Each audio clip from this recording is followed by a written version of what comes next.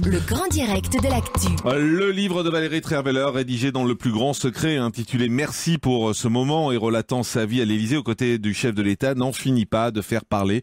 L'image donnée par le président est dévastatrice, en particulier concernant les pauvres. Le président n'aime pas les pauvres, écrit Valérie Trierweiler. Lui, l'homme de gauche, dit en privé « les sans-dents ». Très fier de son trait d'humour. Alors ce livre est-il le coup de grâce donné à François Hollande? Pour en parler avec nous, Géraldine Poirot-Gauvin, bonjour. Bonjour. Merci d'être avec nous, conseillère régionale UMP d'Île-de-France. Et puis Christine Clair, bonjour. Bonjour. Merci également d'être avec nous, journaliste, auteur de Tigre et Tigresse, histoire intime des couples présidentiels sous la Ve République.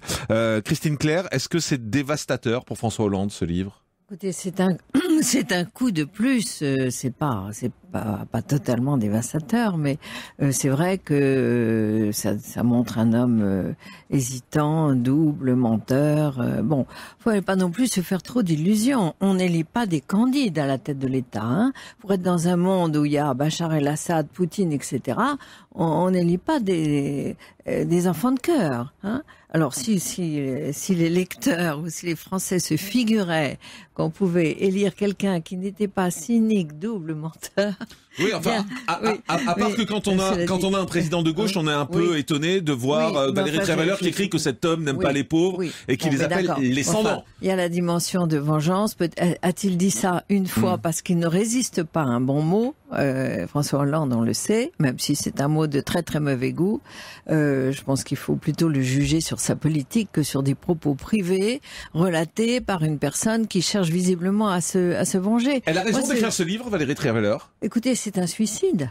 C'est un assassinat, mais c'est un suicide. Bien sûr qu'elle lui plante un coup de couteau dans le dos, mais elle se plante un coup de couteau dans le cœur. Qui va employer Valérie Trierweiler après ce livre? Je ne sais pas. Qui lui fera confiance?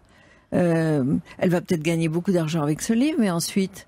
Géraldine Poirot-Gauvin, c'est un suicide et un assassinat, hein. C'est l'expression de Christine Clair. Vous êtes d'accord avec ça? Non, je suis pas d'accord, parce que d'abord, moi, je trouve que Valérie Trierweiler s'est fait humilier par le président de la République quand elle a été répudiée de l'Élysée de manière quand même assez violente. Et en plus, on voudrait qu'elle se taise. C'est ça qui est fou. Et je trouve qu'on est dans un monde où les femmes sont quand même extrêmement maltraitées. Et d'ailleurs, je suis étonnée que des femmes abondent dans ce sens et finissent par apporter leur témoignage. Oui, nous ne sommes pas dirigés par des enfants de cœur, peut-être. Mais ça, c'est pas l'idéal. Et en tout cas, ma génération, elle a envie que ça change. Que ça change, qu'il y ait à la tête de l'État des gens qui sont honnêtes, droits, qui aient des convictions, qui se comportent bien dans leur vie privée comme dans leur vie professionnelle, et puis des hommes qui se comportent bien avec les femmes. Là, aujourd'hui, Valérie Trierweiler fait face à un monde politique qui est digne de la préhistoire au niveau du comportement vis-à-vis des femmes. Et je pense qu'elle a raison. Je pense qu'elle c'est fini les femmes politiques ou les premières dames qui vont faire juste joli sur la tribune. Je pense que tout ça, c'était avant. Et aujourd'hui, grâce à son témoignage, et moi je la soutiens dans sa démarche, parce que ce n'est pas un secret d'alcôve qui est révélé. Un peu quand même, oui, elle ouvre les portes de la chambre à coucher. C'est François Hollande qui l'a ouverte. Quand il est venu rendre visite à sa maîtresse avec un scooter, et que ça fait la une de certains journaux. C'est François Hollande qui a ouvert la porte de la chambre à coucher. Il avait qu'à épouser Valérie Trierweiler pour qu'elle ait le statut de première dame, et qu'elle se comporte comme une première dame. Il a fait le choix de ne pas se comporter de cette façon-là avec elle. Et aujourd'hui, c'est lui qui en paye les conséquences, mais il est seul responsable. Et les femmes aujourd'hui, je pense que c'est bon signe, parce que moi je suis féministe et je suis devenue féministe parce que j'étais pas féministe, parce que chez moi on a toujours été traités avec égalité les femmes et les hommes, mais je suis devenue féministe en côtoyant ce monde politique, parce qu'on est à l'ère glaciaire. Christine Clair, vous entendez Géraldine Poirot-Gauvin qui ne vous comprend pas, vous, une femme, écoutez, de ne pas défendre Valérie Trierweiler. Je me revendique aussi comme féministe, et c'est pourquoi je me fais une assez haute idée des femmes. Et vous parliez des femmes qui font joli à la tribune. Toutes les femmes de président de la République, moi j'avais écrit ce livre Tigre et Tigresse pour leur rendre hommage, elles ont joué un rôle considérable, d'abord au service du pays, par des fondations caritatives et autres, et ensuite au service, oui, d'un président, comme d'autres, comme des hommes sont au service du président. Elles les ont beaucoup aidées, notamment dans des moments de déprime. Et j'avais écrit une lettre ouverte à Valérie Trierweiler quand François Hollande a été désigné comme candidat par les primaires. Je lui avais dit, il va vous arriver deux choses. Un, vous allez être bizuté. et c'est normal. Elles ont toutes été. Depuis Marie-Antoinette, finalement, quand on veut affaiblir le roi, on s'attaque à la reine. Bon. Et deux, vous serez obligé de faire du caritatif, parce que vers vous vont converger toutes les demandes, le courrier, toute la misère du monde. Et elle m'avait répondu par tweet, c'est une question de génération. Elle allait inventer un autre rôle. Voilà. Bon. Elle n'a pas inventé. Maintenant, je vois qu'elle se plonge dans le caritatif. Une fois, je l'ai rejointe à Angers où elle faisait une soupe populaire, etc. Elle m'a dit, vous voyez que j'ai fini par suivre vos conseils. J'ai dit oui, mais trop tard. Ouais, parce que ça ne sentait pas la sincérité ni l'amour des Français dont elle veut donner des leçons à François Hollande. Mais Christine Claire, quand Géraldine Poirot-Gauvin vous dit c'est une femme libre. En gros, c'est ça, c'est une femme qui parle. C'est une femme qui se révolte et qui résiste. Vous devriez applaudir. Écoutez, elle aurait dû partir, voilà, c'est tout. Elle aurait dû partir en silence. Plus tôt. Mais en silence. Je sais pas. Quand on a une certaine conception de son pays qui est en crise sur la scène internationale, on essaye de pas l'affaiblir encore plus. Ah oui, ou bien on attend quelques années. Mais il s'agit pas de femmes, il s'agit de femmes autant que d'hommes. Je vois des ministres qui publient des mémoires, qui publient des récits 15 jours après être sortis du gouvernement. Je trouve ça également indécent. Mais... Voilà, il y a un certain respect de la fonction. On n'est pas obligé d'y aller. Elle n'était pas obligée de suivre Hollande. Elle n'était pas obligée de se mettre au premier rang des cérémonies. Elle pouvait vivre sa vie professionnelle de son côté. À partir du moment où elle a voulu assumer être première dame. Ça, c'est pas vrai parce qu'elle est journaliste et elle a été obligée de se mettre en retrait professionnellement. Et vous savez, excusez-moi, mais il y a suffisamment de... Elle n'était pas obligée d'aller au premier rang. Ça a été la première à aller serrer les rangs des notables, à se pousser sur la photo, à vouloir l'embrasser sur la bouche, etc. Non, mais elle voulait mener sa vie professionnelle. Elle avait qu'à dire je viendrai uniquement pour les cérémonies, mettons 14 juillet. Elle n'était pas obligée de se mettre partout. Elle a voulu les deux. Géraldine Poirot-Gauvin, elle l'a voulu. Oui. Elle l'a voulu. Bah, oui. Écoutez, moi je sais pas. Elle a fait confiance à l'homme de sa vie. Elle l'a peut-être beaucoup aidé aussi pendant la campagne parce que certes, c'est quand même un couple qu'on a élu un peu aussi, même si c'est pas institutionnellement l'idéal. C'est quand même l'image des Français. C'était un couple, surtout avec ce qui s'était passé avec Ségolène Royal et le comportement de François Hollande vis-à-vis de Ségolène Royal. Mais vous voyez, vous parliez des femmes du gouvernement. Ces femmes du gouvernement, moi je trouve qu'il y a deux statuts de ministres dans ce gouvernement. Le statut des femmes et le statut des hommes. Le statut des femmes qui prononcent une petite critique et qui sont vraiment virées du gouvernement, comme Delphine Batho par exemple, comme Aurélie Filippetti.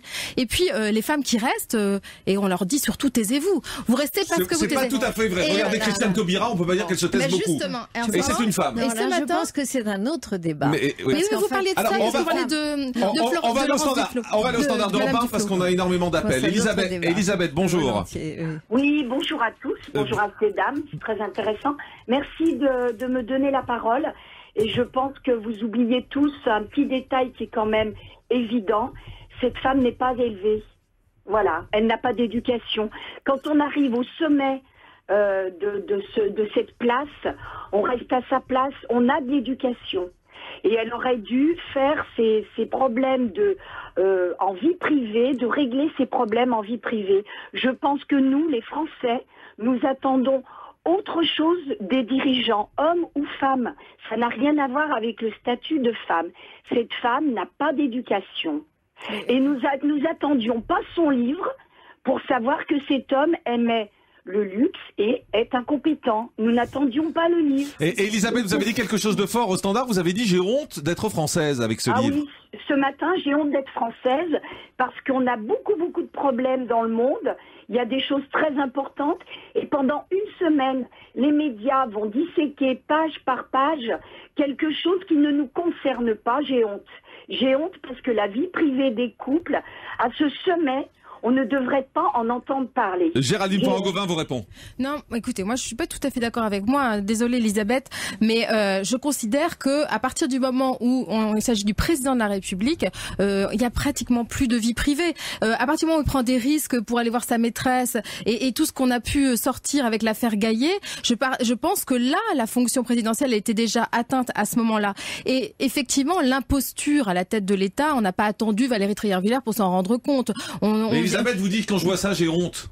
Ah non, moi je me dis, on a la vérité qui éclate et peut-être qu'il y aura des changements de comportement et c'est salutaire. C'est salutaire aussi de dire la vérité, c'est salutaire aussi de laisser des femmes s'exprimer parce que moi je la trouve assez courageuse. Mais c'est bizarre que vous mettez ça sur le côté femme, une femme libre, une femme qui s'exprime. Enfin, c'est pas le problème. Mais si, c'est le problème, c'est le cœur du problème. La façon dont le monde politique traite les femmes, on trouve ça pas du tout choquant que le président de la République prenne sur ses heures de travail peut-être pour aller voir sa maîtresse sur son scooter. Ça, personne trouve ça dramatique. Enfin, c'est pas le premier en même temps. Non, mais c'est peut-être pas le premier, mais c'est pas pour ça que c'est bien. Et puis et il a peut-être d'autres choses à faire, mais ça, on trouve pas ça choquant.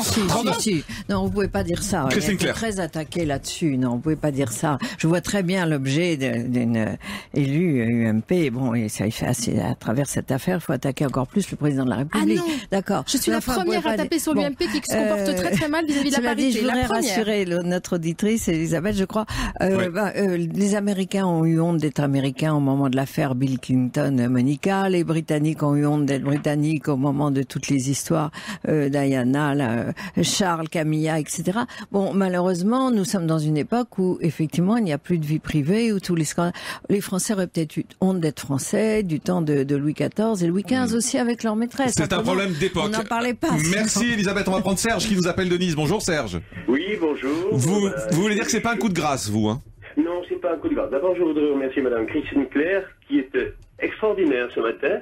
Moi, je ne suis pas de ce bord. Là, je trouve que... Bon, alors, quand elle est dame de l'UMP, je vais lui donner un petit conseil. Ouais. À moi. À vous. Si elle veut voir une dame qui a de la classe, qu'elle regarde la vie de Madame Pinjot, la mère de Mazarine. Ça, c'est une femme. Voilà. Ça, je lui tire mon chapeau. Jamais un mot, on ne saura jamais rien. Elle ne donne pas un coup de grâce à M. Hollande, Mme Treyer-Veller. C'est-à-dire qu'on sait très bien, tout le monde sait que le président de la République ne peut pas donner sa vérité. Parce que quand vous parlez de vérité, mademoiselle, c'est la vérité de Mme Treyer-Veller, c'est pas la vérité. Ce sont des disputes. Est-ce que quand on se dispute dans un couple, on ne se dit pas des énormités pour faire le plus de mal possible à la personne aimée? C'est tout. Géraldine Poiraud-Gauvin vous répond. Moi, Serge, vous voyez, ce qui me choque un petit peu, c'est qu'avant cette histoire, on considérait que Madame Treyer-Veller, c'était une journaliste reconnue, respectable. Non, moi, je la reconnaissais pas, madame. Moi, je m'en fiche. Vous, personnellement, je la connaissais même pas, mais moi, peut-être madame pas vous. Truc.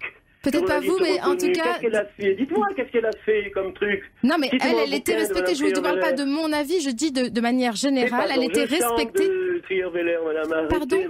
Pardon? C'est pas Georges Sand, vous dites. Oui, c'est pas Georges Sand. Et vous, vous êtes UMP, je comprends que vous arriviez à dire que M. Hollande, non, monsieur, non, Serge, vous êtes une femme sous influence du UMP, madame, c'est tout. Non, mais je vais vous dire. Vous voyez, je vais vous dire mon combat.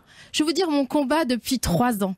Ça fait 3 ans que je me bats pour que l'UMP respecte la loi sur la parité. Vous savez qu'aujourd'hui, mon parti, il est endetté. Et il est endetté parce que mon parti n'a pas respecté la loi sur la parité. Mais ça n'a pas de rapport. Ça n'a pas de rapport. Donc je suis pas du tout en train de faire de la politique parce que je suis une femme de droite qui vient défendre une femme de gauche. Donc je ne fais pas de la politique. Enfin, vous venez défendre une femme qui tape sur François Hollande, président de la République de gauche. Donc non, pas parce qu'il est président de la République de gauche. Non, parce qu'elle dénonce un comportement et qui est révélateur d'une époque où il y a un besoin de changement.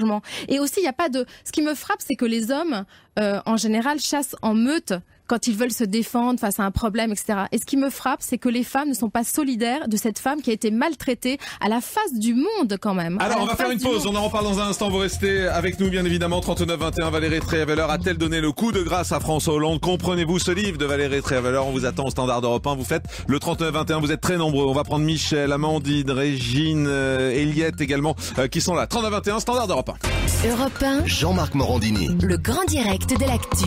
Du 13 août au 14 septembre, les cracks font leur rentrée à la Boulangerie Academy. Par exemple, l'ordinateur portable HP Pavilion Silver 17F045NF est au prix exceptionnel de 649 €, dont 30 centimes d'éco-participation. Avec son processeur Intel Core i5 4210U, c'est un élément studieux et un très bon camarade. De plus, pour tout achat d'un ordinateur de la gamme Pavillon et d'un accessoire HP, recevez un remboursement de 50 €. Boulanger, vivons la happy technologie. Conditions en magasin et sur boulanger.com.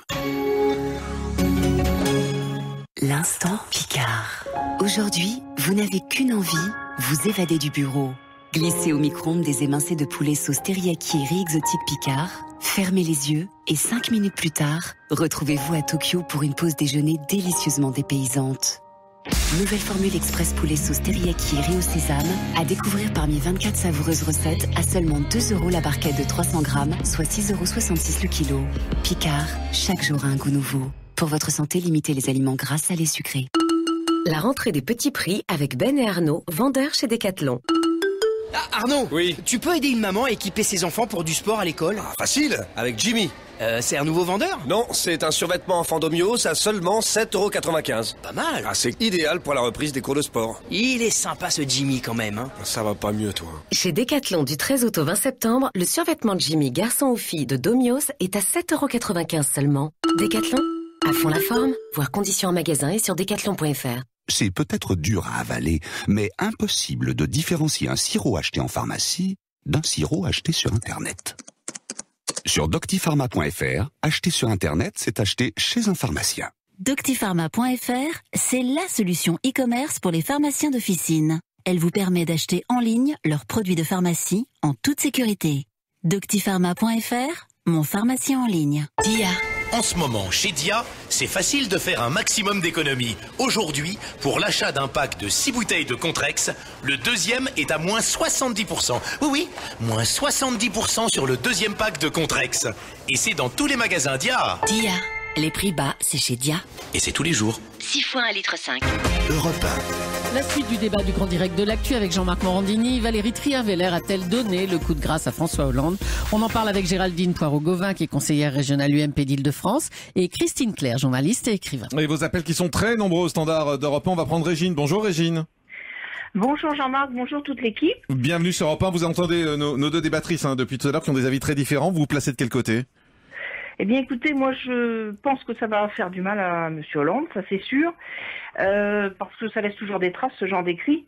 Néanmoins, moi je suis fort étonnée. Alors d'abord je voulais dire, je n'aime pas parler de choses que je ne connais pas, je n'ai pas pu lire le livre de Mme Trierweiler. Néanmoins, d'après ce que j'entends depuis le début de l'émission sur les quelques informations qui ont filtré de ce qu'elle a pu écrire, je suis, moi, extrêmement étonnée qu'une femme que l'on dit, donc respectable, respectable et reconnue, je reprends les propos de votre invité UMP dans la profession, donc journaliste, je suis très étonnée qu'une femme de ce niveau-là ne s'aperçoive de ce qu'est son compagnon que la dernière année, alors que ça fait 10 ans qu'elle est auprès de lui. Moi, je trouve que c'est plus un acte de vengeance. Même s'il y a des différends et même si on peut le concevoir, elle a été humiliée, etc., pour moi, c'est plus de la vengeance et elle se décrédibilise complètement en passant de ce côté-là. Oui. Il aurait fallu qu'elle traite ça dans l'intimité, dans la vie privée, même si elle lui en veut énormément. Je trouve que c'est peu crédible de sa part quand on reste 10 ans avec quelqu'un. Il ne change pas du jour au lendemain la dernière année. Elle n'a pas soudain découvert qui il était. C'est ce que vous voulez dire, Régine. Merci beaucoup d'avoir dit sur Europe 1. On va prendre Ginette. Bonjour Ginette. Bonjour. Bienvenue sur Europe 1. Merci. Moi, je m'étonne que l'on ne rapproche pas le cas de Mme Trierweiler aux 5 années qu'elle a vécues en tant que maîtresse cachée du président Hollande, alors qu'il était toujours avec Ségolène Royal.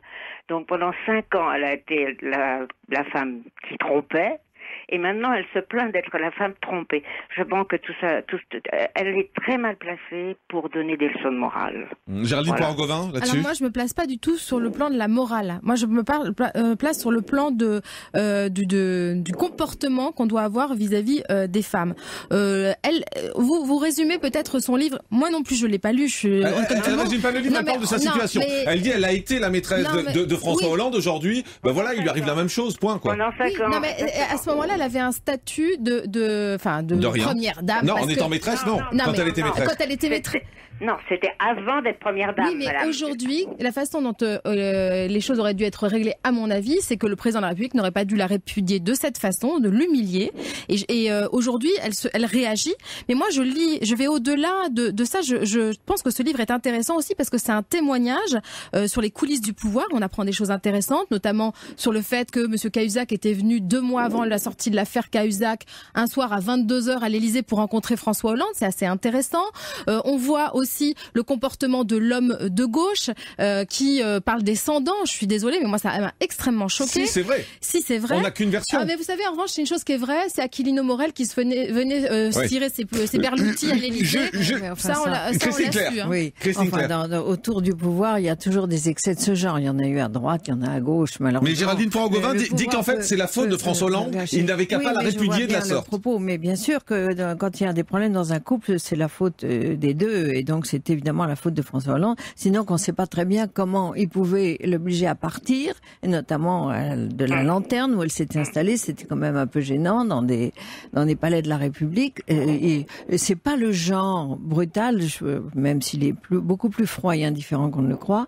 Je pense qu'il y a été amené. Moi, ce qui me gêne beaucoup dans ce débat où vous prenez la défense d'une femme, c'est très bien de prendre la défense des femmes. Moi, je suis féministe, mais on aimerait que les femmes se situent aussi à un certain niveau. C'est pas toujours la défense des femmes quand elles sont dans le privé, dans le scandale, etc. C'est aussi la défense des femmes qui ont de la dignité, qui travaillent pour la France. Je pense à Ségolène Royal, qui le fait avec une certaine dignité. Je pense à Najat Belkacem. Voilà, c'est une femme qui a beaucoup de constance, de dignité sous les attaques, et qui ne se prête pas à ce jeu d'accusations privées. Alors, justement, attendez. Il y a des millions de femmes qui ne sont pas des femmes politiques et qui sont des femmes dignes. Ah, mais bien sûr, je ne conteste pas ça du tout. Non, parce que je veux dire que c'est normal qu'elles se comportent avec dignité et qu'elles aient une certaine idée de la France. Alors, justement, on va prendre Christine qui nous appelle de Colombes. Bonjour, Christine. Bonjour Jean-Marc. Alors vous, c'est intéressant parce que vous voulez citer deux femmes, Bernadette Chirac et Anne Sinclair. Alors moi, voilà, parce que moi, Trierweiler, je suis désolée, je vais être un peu virulente, mais depuis le mois de janvier, mais elle nous saoule, et je reprends les auditrices précédentes. Effectivement, quand elle était avec François Hollande au moment de Ségolène Royal, je pense que là, elle avait la partie belle, elle était très hautaine, très fière de son statut. Maintenant, si on reprend Bernadette Chirac, qui dit elle-même, suite à l'affaire Trierweiler, j'ai toujours su ramener mon mari à la maison. Vous avez entendu parler, vous, de Jacques Chirac? On sait très bien que c'est un coureur aussi. François Mitterrand et l'auditeur qui parle de Anne Pinjon. On n'a jamais entendu parler de ces femmes. Alors maintenant, vous avez toujours des très bons invités, Jean-Marc, hein, et vraiment. Mais là, je trouve, pour un coup, en écoutant l'émission, inviter une femme de l'UMP qui se revend. Vous vous doutez bien que l'UMP, ils n'allaient pas donner raison à Trierweiler. Ils n'allaient pas donner tort à Trierweiler. Je suis la seule à le dire à l'UMP. Non, je vous promets qu'il y a très peu de monde qui défend Valérie Trierweiler. Et si on a invité Géraldine Poirot-Gauvin, c'est parce que c'est l'une des rares à défendre Valérie Trierweiler. D'accord. Bah oui, mais en tant que féministe, les auditrices précédentes, et c'est là où gêne mon appel, parce que je suis un petit peu révoltée, en tant que féministe, et comme dit Christine Claire, on a un peu de dignité. Regardez Anne Sinclair, elle n'a pas raconté sa vie, c'est les médias qui s'en sont mêlés. Elle a été haute. Non, on comprend. Anne Sinclair a été digne, Bernadette Chirac a été digne, c'est ça votre message. Je voudrais que Géraldine vous réponde. Et Daniel Mitterrand, quand on voit que Anne Pinjon et Mazarine sont à l'enterrement de François Mitterrand. Élevé par la République, Mazarine Pinjot, aux frais du contribuable quand même. Mais dans le silence quand même. Oui, dans le silence, dans la dignité. Dans la dignité. Trierweiler, excusez-moi. Et quand elle a fait son tweet sur Ségolène Royal, je suis désolée, dans mon environnement, tout le monde riait. Oui, les crimes. Alors, Géraldine Poirot-Gauvin vous répond, Christine. Les crimes sont acceptables quand ils sont cachés. En fait, c'est ça la leçon. Non, ça a été des femmes dignes, c'est ce qu'elle veut vous dire. Digne de quoi? Parce que Bernadette Chirac était digne, Anne Sinclair était digne. Parce qu'elle témoigne de ce qui s'est passé. Elle témoigne de quoi? Ce ne sont que du ramassis. Mais vous en savez rien, madame. Vous avez dit vous-même que vous n'aviez pas lu le livre. Je n'achèterai pas. Mais vous faites ce que vous voulez. Non, mais on a lu des extraits, on a tous vu des extraits. Si vous téléphonez aujourd'hui, c'est que ça vous intéresse. On va pas être dans l'hypocrisie. Ça fait 2 jours que tout le monde en parle. Et si tout le monde, non, mais si je vous traite pas d'hypocrite, mais c'est pas mon style, madame. Je suis en train de dire qu'aujourd'hui les médias se sont emparés de ce sujet. Et si c'était pas un sujet important qui est révélateur de notre société, révélateur de ce qui se passe à l'Élysée et au plus haut sommet du pouvoir, eh bien, on n'en parlerait pas autant. Mais est-ce qu'elle est digne, Valérie Trierweiler, en faisant ce livre? C'est la question que vous pose Christine. Absolument pas. Moi, je trouve qu'elle fait avancer la cause des femmes. Oui, je pense qu'elle fait avancer la cause des femmes parce que les femmes sont obligées de se battre par des coups d'État. Aujourd'hui, les féministes sont obligées de se battre par des coups d'État parce que trop de femmes cautionne ce qui se passe dans ce monde politique Non, pas du qui tout. est à On la ne cautionne pas, mais il y a un minimum de dignité à avoir. à la préhistoire. On se comporte très mal dans le milieu politique avec les femmes, je peux vous le dire, je le vois tous les jours. Et aujourd'hui, comme personne ne dit rien, vous voyez François Hollande, le grand féministe François Hollande qui fait passer une loi sur l'égalité. Excusez-moi madame, je voudrais juste terminer sur l'égalité en plein été. Ouais. Personne n'en a parlé, c'est dommage. Il a fait une loi sur l'égalité en plein Alors, été. on va faire une pause, vous restez avec nous. Merci Christine de nous avoir appelé, encore beaucoup d'appels au standard d'Europe 1, 39 21. Vous continuez à nous appeler. Valérie Trierweiler a-t-elle donné le coup de grâce à François Hollande? 39 21. Europe 1, Jean-Marc Morandini. le grand direct de l'actu. Toyota. La nouvelle Toyota Yaris fait-elle de vous un conducteur heureux? Oui, car c'est une hybride. Fait-elle de vous un bon chanteur?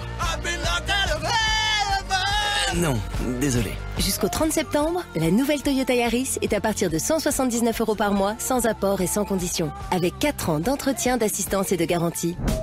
Toyota. Offre aux particuliers non cumulable dans le réseau participant pour Yaris tendance essence 3 porte location longue durée 49 mois 45 000 km sous réserve d'acceptation par Toyota Financement. Bonne raison d'aimer la rentrée numéro 7, retrouver ses copines. Et c'est pas fini. Une autre bonne raison d'aimer la rentrée, avec SFR jusqu'au 22 septembre, bénéficiez de moins 5 € par mois sur toutes les formules carrées pendant un an. Par exemple, la formule carrée 5 Go est à 27,99 € par mois seulement, au lieu de 32,99 €. Avec SFR, vous n'avez pas fini d'aimer la rentrée. Offre soumise à condition, prix du carré 5 Go sans mobile avec un engagement de 12 mois. Détails sur sfr.fr. Ne ratez pas cette semaine le prix inratable chez U. Faites-moi plaisir, ne ratez pas s'il vous plaît. C'est le filet de 5 kg de pommes de terre de consommation lavée variété Agatha, calibre 40-70 mm, catégorie 1, origine France, à 1,29 € seulement, soit 26 centimes le kilo. 1,29 € les 5 kg de savoureuses pommes de terre. Ça, c'est de l'inratable. Et je m'y connais, croyez-moi. C'est jusqu'à samedi dans les Hyper U et Super U participants. Les nouveaux commerçants. Parce que j'ai trouvé un canapé en lin et en plus un tapis assorti pour le même prix. Parce que j'ai craqué sur une table basse et en plus une jolie lampe design pour le même prix. On a tous une raison d'aimer la Redoute. Parce qu'avec l'offre exceptionnelle La Redoute Intérieure, je bénéficie de 40 € de réduction immédiate tous les 100 € d'achat sur une sélection meubles et déco et les retours sont gratuits. Laredoute.fr. Offre valable du 2 au 15 septembre sur les produits vendus et expédiés par La Redoute hors marketplace, voire conditions sur le site.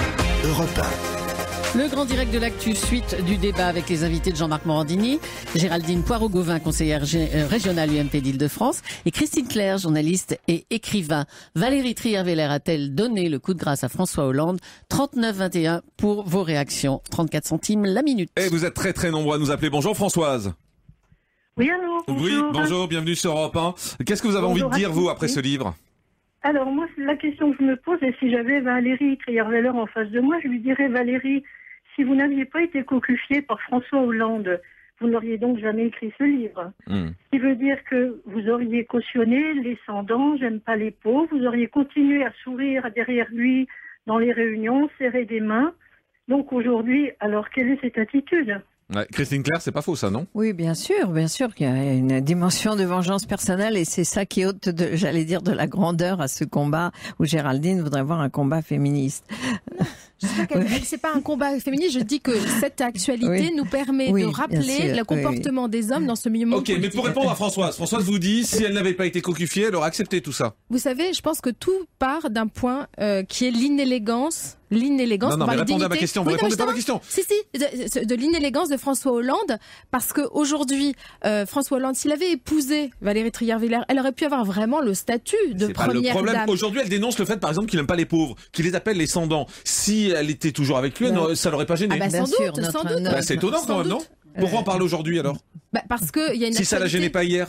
Je sais pas si elle, ça la gêne. Invitez-la pour lui poser la question. Vous savez bien qu'elle veut pas faire de promo. Non, mais vous allez voir qu'elle va en faire. Elle est partie. Pour l'instant, elle est partie. Elle veut pas faire de promo. Donc. En faire. Mais en tout cas, sur l'aspect psychologique des choses, moi, je n'ai pas envie de me pencher là-dessus parce que je suis pas là pour faire des plans sur la comète. Ce que je vois aujourd'hui, c'est qu'il y a un problème de statut de première dame. Il va falloir que les juristes se penchent là-dessus parce qu'il n'y a pas de statut aujourd'hui.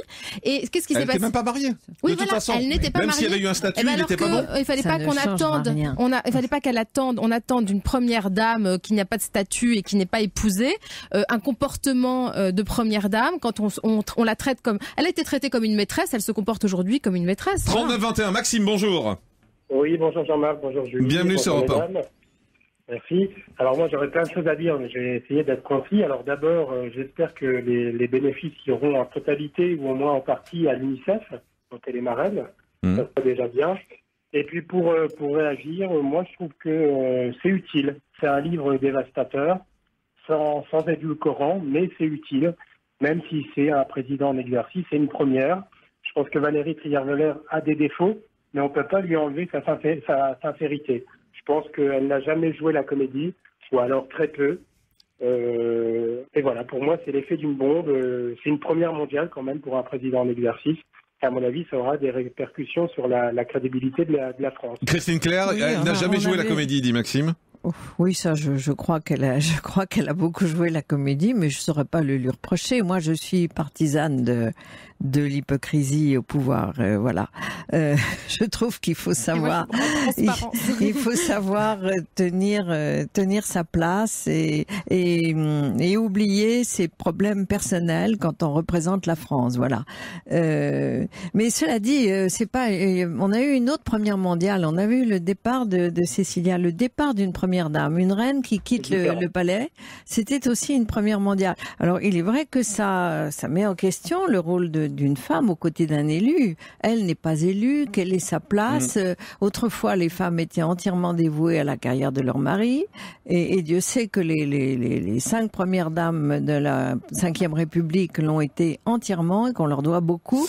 Maintenant, elles veulent leur indépendance, elles veulent leur place. Et elles ont raison? Elles ont raison, mais dans ce cas-là, il faudrait inventer non pas un statut de première dame qui la mette en avant, puisqu'elle n'est pas élue, mais inventer un mode de vie qui permette d'être totalement en retrait, totalement à l'écart. Peut-être sur le mode suédois ou norvégien. Et de mener sa vie professionnelle sous son nom, qui ne serait pas celui de son nom de femme mariée ou de compagne, et de s'effacer. C'est plutôt ça. On peut pas s'exposer comme première dame, comme reine de France, et en même temps avoir son indépendance. Sinon, on s'expose à de nouveaux coups d'éclat. On a eu Cécilia, on aura eu Valérie Trierweiler. Cécilia, ça s'était beaucoup mieux passé parce que Cécilia. Nicolas Sarkozy et Cécilia étaient mariés. Donc il y a eu divorce et il y a eu un contrat. Voilà. Et quand Cécilia a publié un livre, il n'y avait rien, elle n'a pas franchi la ligne jaune à un seul moment. On peut penser que tout ça a été prévu par contrat. Jusqu'apparemment, il n'y a pas eu de contrat entre François Hollande et Trierweiler, ce qui est très étonnant. Moi, Eliette, bonjour. Qu'il y avait eu un contrat. Bonjour Eliette. Oui, bonjour Jean-Marc. Bienvenue sur Europe 1. Vous dites François Hollande n'a pas attendu ce livre pour recevoir le coup de grâce. Eh ben oui, je dis de toute façon en quoi Valérie Trierweiler lui a donné le coup de grâce. En quoi? Et vous dites c'est son comportement qui a été le coup de grâce, en fait, c'est ça? Son comportement, de toute façon, a été le coup de grâce. Et en plus, moi, je trouve qu'il a évincé d'une façon assez cavalière. Il n'a pas...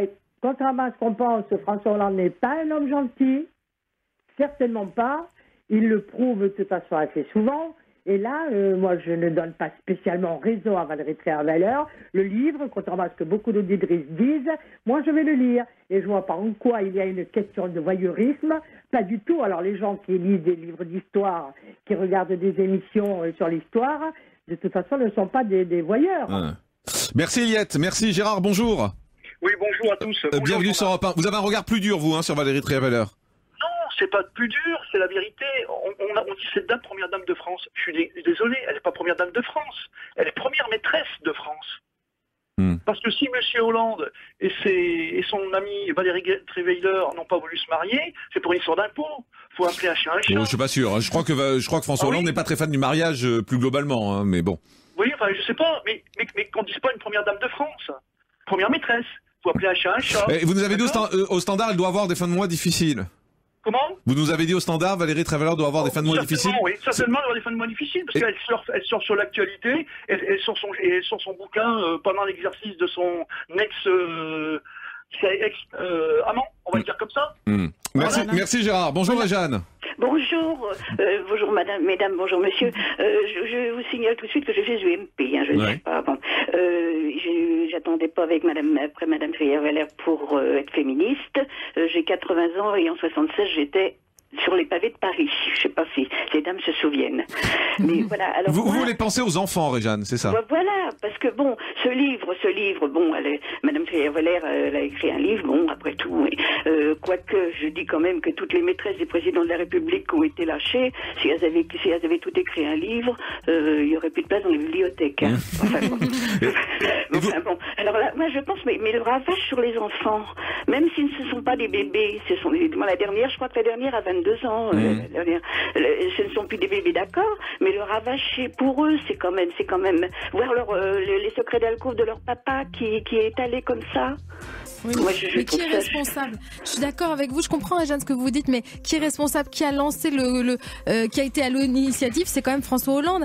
On a quand même dans ce livre, on va avoir le portrait d'une imposture à la tête de l'État, mais ce qui est important, et c'est ce que disait Christine Claire tout à l'heure, je suis d'accord avec elle, on a un comportement différent des premières dames, parce que ce sont des premières dames du 21e siècle. On est passé dans un autre siècle, un autre comportement des femmes politiques, des premières dames, et c'est joyeux pour ma génération, parce que moi je suis en train de lancer une association qui s'appelle Femmes 21, parce que femmes du 21e siècle, on a beaucoup de combats à mener, on a l'impression que la France c'est le pays des droits de l'homme, mais c'est pas du tout le pays des droits de la femme. Merci beaucoup Géraldine Poiraud-Gauvin, conseillère régionale UMP. Allez-y Christine Claire. Il faut militer pour l'élection d'une présidente. Tout à fait. Parce que je pense qu'une présidente n'irait pas se balader en scooter pour aller voir son amant, et elle aurait un sens des responsabilités beaucoup plus élevé. Vous êtes sûr de ça? Oui. Eh bien, nous sommes d'accord. Bon, très bien. Merci Christine Claire également d'avoir été avec nous. Je rappelle votre livre Tigre et Tigresse, histoire intime des couples présidentielles de la 5e République. Merci à toutes les deux.